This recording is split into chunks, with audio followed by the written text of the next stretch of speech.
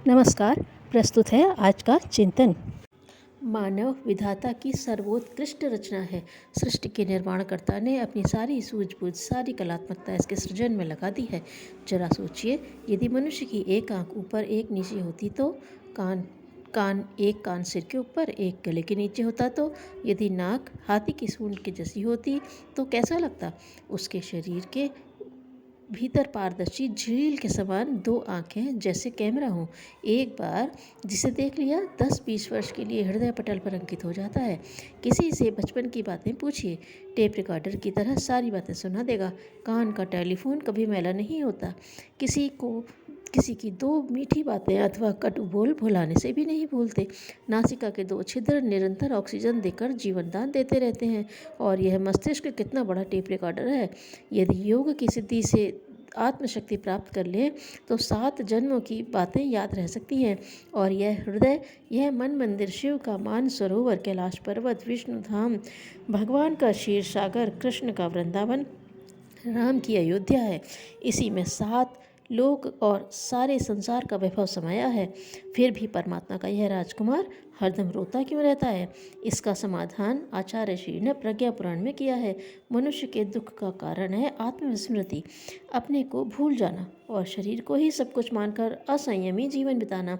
मनुष्य कर्तव्यों को भूल गया है, यही उसके दुखों का कारण है। मानव शरीर में अनमोल खजाना को भरकर उसे भगवान ने 4 प्रकार की शक्तियाँ प्रदान की हैं: इंद्रिय शक्ति, समय शक्ति, विचार शक्ति तथा साधन शक्ति। इंद्रियां 10 हैं जिन पर नियंत्रण करना आवश्यक है, किंतु इनमें सबसे अधिक महत्वपूर्ण जिह्वा है। हाथ, पैर, आँख, कान सभी 2 हैं पर उनका कार्य एक ही है। पर जिह्वा एक है लेकिन उसके काम 2 हैं। एक भोजन का रसास्वादन तथा दूसरा वार्तालाप। भोजन के असंयम से मनुष्य बीमार पड़ जाता है तो वाणी के असंयम सारे लड़ाई झगड़ों की जड़ है। भोजन का प्रभाव केवल तन पर ही नहीं मन पर भी पड़ता है। जैसा होगा अन्न वैसा होगा मन, जैसा पियो पानी वैसी होगी वाणी, यह कहावत प्रचलित है। भोजन के द्वारा ही मनुष्य के शरीर तथा विचारों का निर्माण होता है। प्राचीन काल में हमारे ऋषिगण भोजन के संयम पर बहुत ध्यान देते थे। महर्षि पिपलाद केवल पीपल के पत्ते तथा फलों पर ही रहते थे। कणाद ऋषि चावल के कण बीनकर खाते थे। अधिकांश ऋषि कंद मूल फल खाकर 100 वर्षों से अधिक जीवन जीते थे और स्वस्थ जीवन बिताते थे। हमारे पूज्य गुरुदेव ने 24 वर्षों की साधना जौ की रोटी तथा गाय की छाछ पर रहकर की थी। उसी साधना के बल पर वे आज विश्व वंद्य बन सके हैं। किंतु आज का खान पान का स्वरूप ही बदल गया है। बाजार में जो चीज़ें बिकती हैं वे किस से और कब बनी हैं यह सब भूलकर बाजार की वस्तुएं खाते रहते हैं, फिर रोगी बनकर दवाइयाँ खाते रहते हैं। एक व्यक्ति को रात्रि भोज का निमंत्रण मिला। वहाँ से आया तो पेट में दर्द था। वैद्य जी को बुलाया। वैद्य जी ने कहा, लो यह गोली खा लो। यह सुनकर उसने कहा, वैद्य जी गोली की जगह होती तो एक रसगुल्ला ही और न खा लेता। अतः भोजन के 3 नियमों का पालन करना चाहिए: हित भुक, रित भुक और मित भुक। लाभकारी भोजन ऋतु के अनुसार हो तथा कम खाया जाए, तभी निरोग रहा जा सकता है। वाणी का प्रभाव अमिट है। कहते हैं तलवार का घाव भर जाता है पर कटु वाणी का नहीं। रामायण में सीता यदि लक्ष्मण को अपशब्द न कहती तो शायद सीता हरण न होता। द्रौपदी ने दुर्योधन को अंधे की संतान अंधी होती है कहकर उसके अहंकार को जगा दिया। परिणाम स्वरूप महाभारत का युद्ध हुआ। पर महाप्रज्ञा पुराण में वाणी से के प्रभाव पर बहुत अधिक गुरुदेव ने ध्यान दिया है। जिह्वा के पश्चात भोग विलास की प्रधानता, रति कर्म की आकुलता मनुष्य के पतन का कारण बनती है। इसके नियंत्रण के अभाव में मनुष्य पशु तुल्य हो जाता है। संसार के सभी महापुरुष इस वासना पर नियंत्रण रखने के कारण ही महान बने हैं। ब्रह्मचर्य की महत्ता इसीलिए बताई गई है कि मनुष्य शरीर की शक्ति का तथा मनोगत प्रतिभा शक्ति को विकसित कर सके। अरविंद घोष आश्रम की स्वामिनी को श्री माँ कहते थे। परमहंस शारदा मणि को माँ कहते थे। गांधी जी भी कस्तूरबा को बा कहते थे तथा हमारे पूज्य गुरुदेव भी वंदनीय माताजी को माताजी कहकर पुकारते थे। शिवाजी ने सुंदरी में माँ को देखा। अर्जुन और उर्वशी आदि के दृष्टांतों में वासनाओं पर नियंत्रण रखने का संदेश दिया गया है। दूसरी शक्ति संयम के द्वारा अर्जित की जाती है। यह ईश्वर द्वारा प्रदत्त अनमोल निधि है, जिसे व्यर्थ में गंवाकर मनुष्य हत्यारों की भांति पछताता है।